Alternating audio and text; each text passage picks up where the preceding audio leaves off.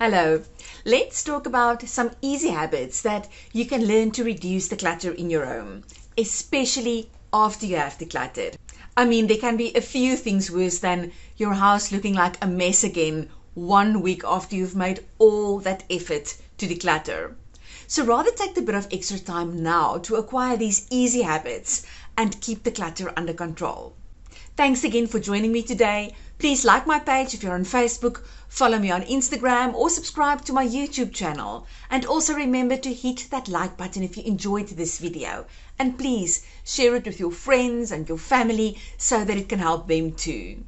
So the big question is, how do women like us, who are wearing so many different hats each day, and who don't cheat by looking like we have everything under control, take back our homes and life, free from the chains of clutter?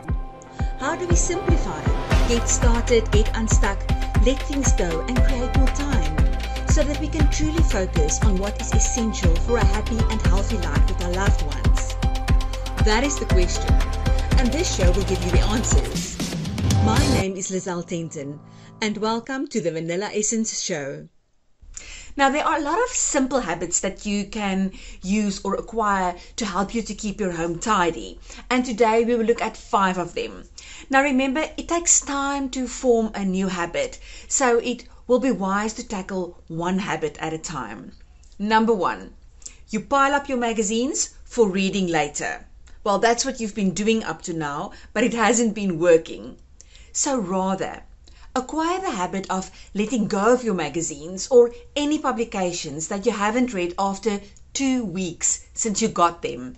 The truth is that if you have kept the magazines for that long and you haven't cracked it yet, the chances are more than good that you won't get to it before the next issue arrives. And what happens then? That magazine is just added to the pile that still needs to be read, and it is constantly reminding you and making you feel like you do not have enough time to do the things that you so much want to do. Now, don't look at this as wasting money. You can recycle these magazines without guilt. Rather bless someone else with it and keep in mind the worth of the extra space that you are creating and the peace of mind of not constantly being reminded of not having enough time. Habit number 2. So up to now, you've been keeping papers and receipts in your purse until it is ready to burst. Rather acquire the habit of making it a daily habit to empty your purse of receipts, business cards, and scrap papers. And while you're at it, also check the pockets when you remove an item of clothing. This will help you to not lose important papers among all those grocery receipts. Now, when you've taken everything out, simply recycle it, shred it, or file them as appropriate. Number 3, up to now you've tossed your mail on the table and let it pile for days. Now, the best advice I can give you is to quickly sort through your mail as soon as it enters your home.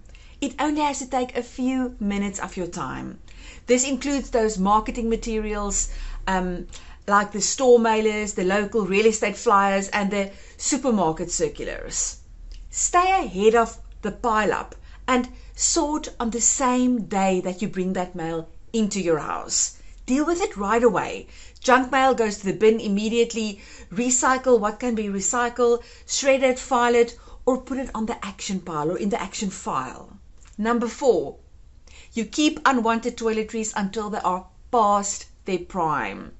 Now, acquire the habit that the next time that you are brushing your teeth, take a quick look in your toiletry drawer to see, or to have a look to see what's in there. Let go of any items that have expired or that you know that you will never use again. If you don't like that nail color or you don't like that shade of lipstick, the chances are you won't suddenly change your mind about it and start using it. So just let it go, even if it was expensive. And the bonus is, you can do this while you're multitasking. Number 5, you keep gifts that you don't need or you don't use or you don't particularly like because you feel guilty. Rather donate, exchange, return, or sell the gifts that you don't love or need. Make it a habit. There is absolutely no use for it sitting in the dark in a cupboard somewhere. Gifts that don't come with a gift receipt or a gift tag may still be accepted by retailers in exchange for some store credit. So rather buy yourself something that you do need or will use, or use it as a gift for someone else. And clothing and toys and household goods can also be donated to a charity. Now, in my #1 best-selling book, Declutter, I also discuss in 5-Star Home 5 easy practical systems that you can implement into your home to keep the clutter under control after you have decluttered. Now, if you have not done so yet, make sure to have a look at this as well.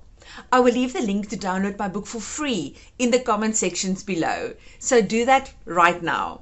Now, thanks again for joining me today. Please like my page if you're on Facebook, follow me on Instagram, or subscribe to my YouTube channel. But first, hit that like button and share this video with your family and your friends so that it can help them too.